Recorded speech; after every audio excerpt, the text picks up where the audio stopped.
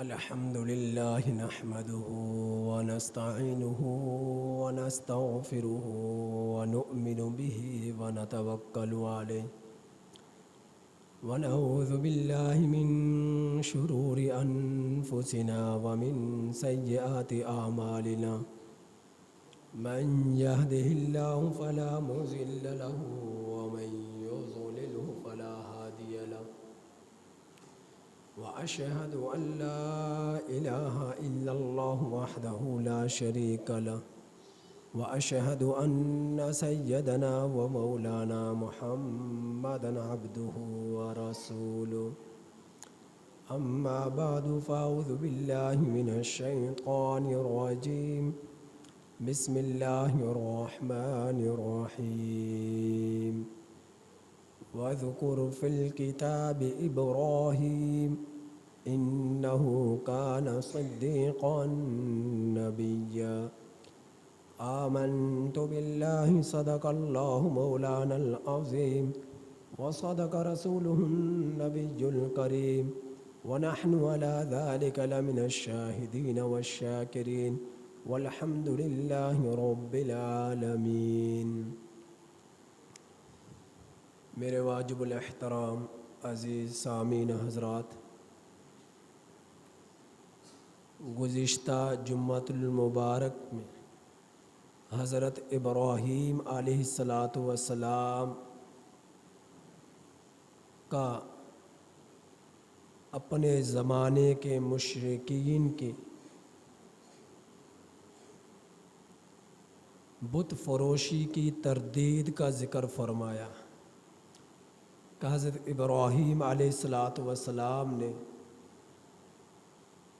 کہ جس زمانے میں آپ تشریف لائے قوم کے کس طرح کے نظریات تھے، عقائد تھے، اور حضرت ابراہیم علیہ السلام نے کس طرح ان کی نظریات کی تردید فرمائی۔ تو جس طرح اہل مشرکین اپنے ہاتھوں سے تراشے ہوئے بتوں کی پوجا پاٹ کیا کرتے تھے، مورتیوں کو معبود برحق سمجھتے تھے، اور حضرت ابراہیم علیہ السلام نے ان کے معبودان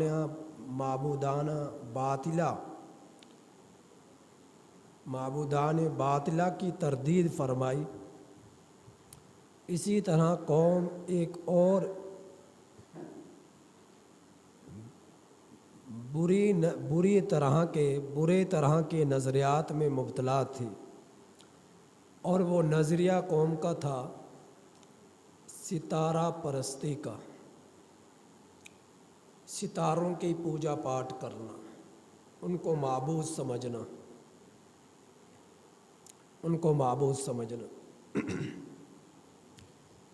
تو اس زمانے کے لوگ ستارہ پرستی کی جہالت میں بھی مبتلا تھے۔ اللہ رب العزت کی جتنے بھی مخلوقات ہیں ان میں نمایاں طور پر ہمیں سورج نظر آتا ہے، چاند نظر آتا ہے، رات میں ستارے نظر آتے ہیں، سیارے نظر آتے ہیں۔ جس طرح سورج اللہ کی مخلوق ہے، ستارے اللہ کی مخلوق ہے، چاند اللہ کی مخلوق ہے، بالکل اسی طرح ان کے اثرات بھی اللہ کے مخلوق ہیں۔ آپ دیکھتے ہیں سورج جب طلوع ہوتا ہے، اس کے طلوع ہونے کے ساتھ اس کی روشنی ہوتی ہے، اس کی کرنیں ہوتی ہیں، وہ زمین پر بکھرتی ہیں اور زمین کو روشن کرتی ہیں۔ اور آپ دیکھیں گے صبح کے وقت سورج طلوع ہوا اور شام کے وقت یہ غروب ہو گیا، اس کی جو رفتار ہے اسی رفتار سے یہ چلتا ہے، اس کی کرنوں کی جو روزانہ کے اعتبار سے رفتار ہے اسی رفتار سے وہ زمین تک پہنچتی ہیں۔ تو یہ اثرات ہیں سورج کے، کہ سورج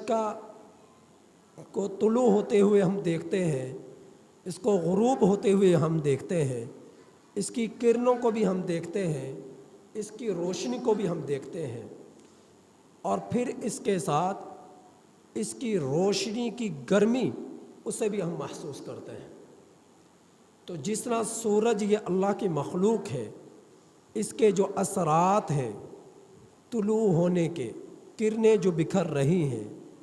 اس کی شعاعیں جو زمین پر پڑ رہی ہیں، اس کی روشنی سے جو دن اجالے میں تبدیل ہو رہا ہے، اور اس کی روشنی سے جو زمین گرم ہو رہی ہے، اس کی روشنی سے جو زمین پر گرمی پیدا ہو رہی ہے، یہ سارے کے سارے اثرات بھی اللہ کی مخلوق ہیں، اللہ کی مخلوق ہے۔ اسی طرح جب ہم چاند کو دیکھتے ہیں، چاند رات کے وقت ہمیں نظر آتا ہے، غروب آفتاب کے بعد جب سورج کی کرنیں ختم ہو جاتی ہیں، روشنی ختم ہو جاتی ہے، تو اس دن رات میں تبدیل ہوتا ہے، چاند ہمیں نظر آنا شروع ہو جاتا ہے۔ تو رات کی تاریکی میں چاند کی روشنی ہمیں نظر آتی ہے، جس سے رات منور ہوتی ہے، روشن ہوتی ہے، چاند کی چاندنی زمین پر پڑتی ہے، ہمیں نظر آتی ہے۔ تو جس طرح چاند اللہ کی مخلوق ہے، اسی طرح چاند کے یہ اثرات جو چاندنی کی صورت میں ہمیں نظر آتے ہیں، یہ بھی اللہ کی مخلوق ہے۔ اسی طرح پر آپ دیکھتے ہیں ستاروں کو، ستارے اللہ کی مخلوق ہیں، لیکن ستارے اتنے بڑے بڑے ہیں کہ زمین سے بھی بڑے ہیں، ہمیں دکھائی چھوٹے چھوٹے دیتے ہیں، لیکن وہ زمین سے بھی ایک سیارہ زمین سے کئی گنا زیادہ بڑا ہے۔ تو دور کی مسافت کی بنا پر ہمیں وہ چھوٹا نظر آتا ہے۔ جس طرح کہ آپ کبھی کسی بلند بلڈنگ پر کسی شخص کو چڑھا ہوا دیکھیں کہ اس کو چھت پر کھڑا ہے، آپ کے قریب یہ پلازا بنا ہوا ہے، اس کے اوپر کوئی انسان کھڑا ہوتا ہے، تو آپ نیچے زمین سے دیکھتے ہیں، آپ کو وہ چھوٹا سا دکھائی دیتا ہے، اور جو وہ اوپر چڑھا ہوا ہے وہ جو زمین پہ کھڑے ہوئے انسان کو دیکھے گا تو اسے بھی چھوٹا سا نظر آئے گا۔ یہ تو ایک معمولی سی مسافت ہے جو ہمیں نظر آتی ہے، لیکن جو خربوں میل دور چاند ہے اور ستارے ہیں، سیارے ہیں، سورج ہے، تو وہ تو ہمیں اسی طرح، اگرچہ وہ زمین سے بھی بڑا ہے، لیکن دور کی مسافت کی بنا پر، اسی بنا پر ہمیں وہ چھوٹے چھوٹے نظر آتے ہیں، جبکہ ہیں وہ زمین سے بھی بڑے، زمین سے بھی بڑے۔ تو یہ چاند، یہ ستارے، یہ سیارے، یہ جس طرح اللہ کی مخلوق ہے، اسی طرح ان کے اثرات بھی اللہ کی مخلوق ہے۔ تجربات کی بنا پر لوگ کہتے ہیں کہ سورج کی کرنیں شعاعیں زمین پر پڑتی ہیں تو کھیتی پکتی ہے، کومل نکلتی ہے اور کھیتی پکتی ہے اور پروان چڑھتی ہے۔ سورج کی شعاعیں سبزیوں پر پڑے، کھیتی پر پڑے تو اس کی بنا پر یہ زیادہ پیداوار اس کی ہوتی ہے۔ تو اسی طرح پر چاند کے بارے میں تجربات کی بنا پر لوگ کہتے ہیں کہ چاند کی کرنیں اور شعاعیں، چاندنی جب زمین پر پڑتی ہے، زمین پر جو پھول نظر آتے ہیں، ان پھولوں کی رنگت پر اس چاندنی کا اثر پڑتا ہے، جس کی وجہ سے اس کی رنگت خوب نما نظر آتی ہے۔ اور اسی طرح پر جو پھلوں کے درخت ہیں، پھلوں میں جو مٹھاس پیدا ہوتی ہے، اس کے بارے میں بھی کہتے ہیں تجربات کی بنا پر لوگ کہ چاند کی چاندنی کی بنا پر ان پھلوں میں مٹھاس پیدا ہوتی ہے۔ تو یہ اثرات اللہ کی مخلوق، یہ تغیرات جو پیدا ہو رہے ہیں سورج اور اس کی روشنی کی صورت میں، چاند اور اس کی چاندنی کی صورت میں، ستارے اور ان کے روشنائی کی صورت میں، یہ تغیرات جو پیدا ہو رہے ہیں، یہ تغیرات اللہ کی مخلوق ہے، جس طرح یہ خود اللہ کی مخلوق ہے۔ تو جب حضرت ابراہیم علیہ الصلاۃ والسلام کے زمانے میں جب دیکھا سورج کو، یہ غروب ہو گیا، اتنا بڑا سورج پوری دنیا کو روشن کرتا ہے، وہ غروب ہو گیا۔ حضرت ابراہیم علیہ الصلاۃ والسلام نے فرمایا یہ میرا رب نہیں ہو سکتا۔ رات آئی، رات میں دیکھا چاند کو اور چاند غروب ہو گیا، تو حضرت ابراہیم علیہ الصلاۃ والسلام نے جب دیکھا فلما افلا، جب دیکھا چاند کو کہ یہ بھی غروب ہو گیا، فلما رأى القمر بازغا قال هذا ربی، چاند بھی غروب ہو رہا ہے، سورج بھی غروب ہو رہا ہے۔ فلما جن علیہ اللیل رأى کوكبا، رات کو دیکھا کہ اس کے اندر جو ہے چاند تارے نظر آ رہے ہیں، تو فرمان لگے ہذا ربی، یہ میرا رب ہے، حضرت ابراہیم علیہ الصلاۃ والسلام نے فرمایا۔ اور جب دیکھا کہ بھئی چاند بھی غروب ہو گیا، ستاروں کو دیکھا تو ان کے بارے میں کہا یہ میرا رب ہے۔ جب رات گزر گئی، دن چڑھ گیا، سورج آیا، تو ان کو دیکھ کر کہنے لگے ہذا ربی ہذا اکبر، یہ میرا رب ہے کیونکہ یہ سب سے بڑا ہے، اتنی بڑی دنیا کو اس نے روشن کر دیا، تو یہ میرا رب ہے۔ بات کو سمجھنے کی ضرورت ہے، حضرت ابراہیم علیہ الصلاۃ والسلام کا چاند کو رب کہنا، سورج کو رب کہنا، ستاروں کا رب کہنا کہ یہ میرا رب ہے، اس کا مطلب یہ نہیں کہ ان کو رب سمجھتے تھے، مانتے تھے۔ بسا اوقات جو قوم جس برے کام میں مبتلا ہوتی ہے، اس برے کام سے نکالنے کے لیے کچھ حکمتیں اختیار کرنی پڑتی ہیں، مصلحتیں اختیار کرنی پڑتی ہیں، اور نبی جو ہوتا ہے، پیغمبر جو ہوتا ہے، اللہ رب العزت ان کو ایسی شان عطا فرماتے ہیں، بچپن سے ہی کبھی بھی یہ شرک کے قریب نہیں جاتے۔ یہ استدلال کی بنا پر جو فرما رہے کہ اتنی بڑی دنیا روشن کر دی تھی، سورج میرا رب، اور دن رات میں تبدیل ہو گیا، رات میرا رب، اور چاند کو دیکھا کہ چاند میرا رب، ستاروں کو دیکھا تو یہ میرا رب، جو یہ فرما رہے تو اس کا یہ استدلال کی بنا پر نہیں فرما رہے کہ اسے سورج کو روشن کر دیا، دن کو روشن کر دیا۔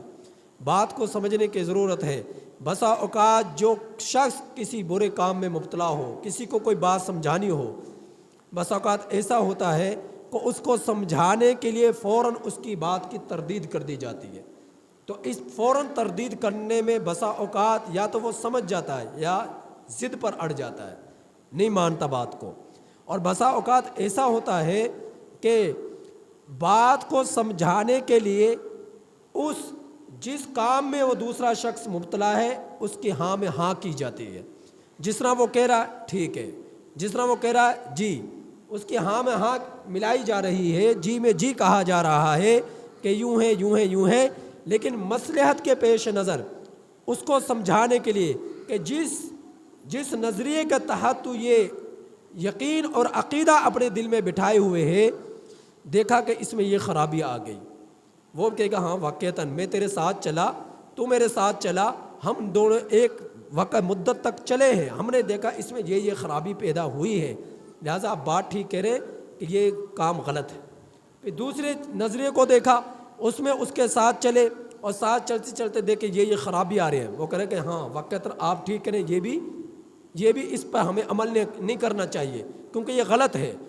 اس میں نقصان ہے۔ تو حضرت ابراہیم علیہ الصلاۃ والسلام کی قوم چونکہ بت پرستی کی عادت تھی، اور اس کے لیے انہوں نے بتوں کو توڑا اور توڑ کر کلہاڑی کو ان کے کندھے پر رکھ دیا، اور قوم کو فوراً نہیں کہا کہ ان کی عبادت نہ کرو، اپنے ہاتھوں سے بنایا، اپنے ہاتھوں سے تراشا۔ جب قوم کو نہ سمجھی تو کیا فرمایا، کلہاڑی کو رکھ دیا، بتوں کو توڑ کر قوم آئی تو کہا کہ دیکھو اسی سے پوچھو، یہ تمہارا بڑا ہے، اس کے ہاتھ میں کلہاڑی ہے، اسی سے پوچھو۔ قوم کہ نہیں یہ تو بول نہیں سکتا، تو فرمایا کہ جو بول نہیں سکتا پھر اس کو تم خدا کس طرح مناتے ہو، جو کھا نہیں سکتا اس کو تم کس طرح معبود بناتے ہو۔ تو اسی طرح حضرت ابراہیم علیہ الصلاۃ والسلام قوم ستارہ پرستی میں بھی مبتلا تھی، جب دیکھا سورج کو قوم کے ساتھ چلے، قوم کہتی تھی یہ میرا رب ہے، حضرت ابراہیم علیہ السلام نے فرمایا میرا رب ہے، لیکن دل میں یقین نہیں تھا کہ یہ میرا رب ہے۔ قوم کو سمجھانے کے لیے اگر فوراً تردید کر دی قوم نہیں مانے گی، ضد پر اڑ جائے گی۔ قوم نے کہا کہ میرا رب ہے، فرمایا میرا رب ہے۔ سورج کو دیکھا غروب ہو گیا تو فرمانے کا جو غروب ہو جائے وہ رب نہیں ہو سکتا۔ قوم نے بھی مان لیا کہ واقعتاً وہ رب نہیں ہو سکتا۔ پھر دیکھا کہ رات بھی اجالے میں تبدیل ہو گئی، فرمایا جو تبدیل ہو جائے اپنی رنگت کو تبدیل کر لے ایک جگہ پر جس کے لیے جماؤ نہ ہو، ٹھہراؤ نہ ہو، وہ خدا نہیں ہو سکتا۔ قوم نے مانا واقعتاً خدا نہیں ہو سکتا۔ قوم کو سمجھانے کے لیے آہستہ آہستہ تدریجاً اس لیور پر لے کر آئے کہ وہ ایک رب کو ماننے والی بن جائے، ایک رب کو ماننے والی بن جائے۔ تو حضرت ابراہیم علیہ السلام اپنے دلائل کے ذریعے انہیں سمجھا چکے تھے کہ ان کے پیچھے، ان کے تغیرات میں، ان کی تبدیلیوں میں، ان کے طلوع ہونے میں، ان کے غروب ہونے میں کوئی بڑی طاقت ہے جو ان کو چلا رہی ہے، یہ خود بخود نہیں چل سکتے، یہ خود بخود نہیں چل سکتے۔ حضرت ابراہیم علیہ السلام نے قوم کو اس طرح سمجھایا کوئی بہت بڑی طاقت ہے جو سورج کو طلوع کر رہی ہے، جو سورج کو غروب کر رہی ہے، جو پھلوں میں مٹھاس پیدا کر رہی ہے، جو چاند میں چاندنی پیدا کر رہی ہے، جو ستاروں میں روشنی پیدا کر رہی ہے۔ کوئی بہت بڑی طاقت ہے، جو طاقت اتنی بڑی ہے جو زمین کو روشن کرتی ہے، جس کے حکم سے سورج طلوع ہوتا ہے، جس کے حکم سے سورج غروب ہوتا ہے، جس کے حکم سے چاند میں چاندنی پیدا ہوتی ہے، جس کے حکم سے ستاروں میں روشنی پیدا ہوتی ہے۔ اس رب کو خدا ماننا چاہیے، اسی رب کو معبود ماننا چاہیے۔ تو قوم میں سے چند ایک لوگ مسلمان ہوئے، پوری کی پوری قوم ضد پر اڑی، ہر دھرمی پر جو ہے جمی رہی اور نہ مانی تو وہ الگ بات ہے۔ لیکن پیغمبر جو ہوتا ہے، نبی جو ہوتا ہے، اللہ رب العزت اسے کا چناؤ کر کر اپنے حکم سے انہوں نے نبوت کے لیے چنتا ہے، چناؤ کرتا ہے۔ کوئی شخص اپنے صلاحیتوں کے بنا پر نبی نہیں بن سکتا، اپنے علم کی بنا پر نبی نہیں بن سکتا، اور نبیوں کے پاس جتنا بھی علم آیا خالصتاً رب کی طرف سے آیا، کسی اور کی طرف سے نہیں آیا۔ تو وہ اللہ رب العزت ان کی بچپن سے ہی ان کی دل اور دماغ میں، خون میں اس چیز کو رچا بسا دیتے ہیں کہ ایک رب وہی ہے جس نے پوری کائنات کو بنایا ہے، پوری کائنات کو بنایا۔ تو حضرت ابراہیم علیہ السلام نے قوم کی اس طرح تردید کی۔ تو آج کے زمانے میں ہم لوگ جو دیکھتے ہیں کہ بعض لوگ نجومیوں کے پاس جاتے ہیں، ہاتھ دکھاتے ہیں، لکیروں کو دیکھا اور اس نے کہہ دیا کہ بھئی یہ کام ہوگا، اس میں نقصان ہے، یہ نہیں کرنا، فعال نکالتے ہیں۔ اور بعض لوگوں سے تجربات کی بنا پر کہتے ہیں، کوئی شخص مر گیا تو مرنے کے والے کہتا ہے بارش پڑ گئی کہ اس کی نیک نیتی کی بنا، یہ نیکی کی یہ علامت ہے کہ بادل آئے، سخت گرمی میں بارش برسی۔ یہ اس کے اچھا حسن ظن رکھنا یہ اچھی بات ہے، لیکن یہ چیز رکھنا کہ جو بھی کچھ ہوتا ہے، مرتا ہے انسان، تب بھی اللہ کی مخلوق میں چاند سورج ستاروں کا کوئی دخل ہے؟ دنیا میں پیدائش کسی کی ہوتی ہے، کوئی ایک انقلاب برپا ہو جاتا ہے تو اس میں اللہ کی یہ مخلوق چاند سورج ستارے ان کا کوئی دخل ہے؟ نہیں، کسی کا کوئی دخل نہیں، خالصتاً اللہ کے حکم سے ہوتا ہے۔ جو بھی کچھ ہوتا ہے اللہ کے حکم سے ہوتا ہے۔ تو حضرت ابراہیم علیہ السلام سے جب رب نے کہا اذ قال له ربه اسلم، جس وقت کہا اے ابراہیم اپنے رب کی فرما برداری میں آ جا، تو حضرت ابراہیم علیہ السلام نے فرمایا اسلمت لرب العالمین، میں پروردگار عالم کی سپردگی میں، اس کی جو ہے اس کے سامنے میں نے اپنے آپ کو پوری طرح جھکا دیا، سپرد کر دیا۔ اور جب سپرد کیا تو ایسا کیا، پھر ان تغیرات کی دنیا کو نہیں دیکھا، سورج کو نہیں دیکھا، ستاروں کو نہیں دیکھا، ان کے تغیرات کو نہیں دیکھا، ان کے پیچھے اس طاقت کو دیکھا جس طاقت نے سورج کو چلایا، جس طاقت نے چاند کو چلایا، جس طاقت نے ستاروں کو چلایا۔ ان کے پیچھے جو احکم الحاکمین کی طاقت تھی، اس طاقت کو حضرت ابراہیم علیہ السلام نے دیکھا، اور اس طاقت کو دیکھ کر اس طاقت کے سامنے اپنے آپ کو سپرد کر دیا۔ آج جو ہماری زندگیوں میں جو پریشانیاں آتی ہیں، دکھ آتے ہیں، پریشانی آتی ہیں، غم آتی ہیں، خوشحالی آتی ہے، بدحالی آتی ہے، ہم یہ سمجھتے ہیں حکومت نے یہ کیا، فلاں وزیر اعظم نے یہ کیا، فلاں انسان نے یہ کیا، اور اسی بنا پر انسان پریشان نظر آتا ہے، اسی بنا پر اب انسان پریشان نظر آتا ہے، کیونکہ وہ سب کچھ کسی عام انسان اللہ کے مخلوق کی طرف نظریں جمائے ہوئے ہیں۔ اللہ سے ہٹا کر اللہ کے مخلوق کی طرف نظریں جمائے ہوئے ہیں، تو اس وجہ سے وہ پریشان ہے۔ اگر انسان اپنی نظریں صرف اپنے رب کی طرف جما لے تو اس کی پریشانی ختم ہو جائے اور یہ خوشحال ہو جائے۔ حضرت جو ہے ایک اللہ والے تھے، ان کے بارے میں آتا ہے کہ کسی نے پوچھا کہ آپ کبھی پریشان بھی ہوتے ہیں یا خوش بھی ہوتے ہیں؟ فرمایا کہ مجھے پریشانی آتی نہیں ہے۔ انہوں نے کہا وہ کیسے نہیں آتی؟ تو وہ کہنے لگا اس لیے کہ دنیا میں جو کچھ بھی ہوتا ہے میری مرضی سے ہوتا ہے۔ تو وہ شخص پریشان ہو گیا کہ اتنا بڑا اللہ کا ولی ہے، اتنا نیک بزرگ ہے، اور یہ شخص کہہ رہا ہے جو بھی کچھ دنیا میں ہوتا ہے میری مرضی سے ہوتا ہے تو یہ لطیفہ ہی۔ تو اس نے کہا کہ یہ کیسے ممکن ہے؟ تو فرمایا کہ میں نے دیکھا میرے رب کی مرضی کس چیز میں ہے۔ میں نے جب اس چیز کو دیکھا تو میں نے دل میں یقین کر لیا جس کام میں میرے رب کی مرضی ہے اسی میں میری مرضی ہے، تو میرے رب کی مرضی سے جو کچھ بھی ہو رہا ہے دنیا میں ہو رہا ہے تو وہی میری مرضی بن گئی۔ جب میری وہ مرضی بن گئی تو گویا کہ ایسے ہی ہو گیا، جو کچھ بھی ہو رہا ہے میری مرضی سے ہو رہا ہے، کیونکہ جو کچھ ہو رہا ہے رب کی مرضی سے ہو رہا ہے۔ میں نے اپنے دل میں اس یقین کو بٹھا لیا، جب یقین کو بٹھا لیا تو مجھے اب جو کچھ بھی دنیا میں ہو رہا ہے وہ ایسا ہی ہو رہا ہے کہ جب میری مرضی رب کی مرضی کے مطابق ہو گئی کہ میری مرضی سے ہی ہو رہا ہے جو بھی کچھ دنیا میں ہو رہا ہے۔ تو حضرت ابراہیم علیہ السلام نے جب اپنے رب کو اپنے آپ کو اپنے رب کے سپرد کیا تو پھر کیسا کیا؟ آپ نے دیکھا رب نے کہا قوم کو چھوڑ دے، چھوڑ دیا۔ رب نے جب قوم نے آگ میں ڈالا رب کے لیے گر گئے، اور ایک زمانہ گزر گیا اولاد نہ ہوئی، رب نے اولاد دی۔ بڑھاپے میں جب اولاد ہوئی تو ایک بیٹا ہوا، رب نے حکم دیا کہ چھوڑ دے مکہ کے سرزمین میں۔ حضرت ابراہیم علیہ السلام نے اسے چھوڑ دیا، وہاں کچھ نہیں تھا، ریگستان تھا، نہ پانی نہ ضروریات زندگی کی کوئی چیز۔ رب کے حکم پر لبیک کہتے ہوئے اپنے بچے کو بیوی کو تنہائی میں چھوڑ کر چلے گئے۔ تو یہ ہے سپردگی۔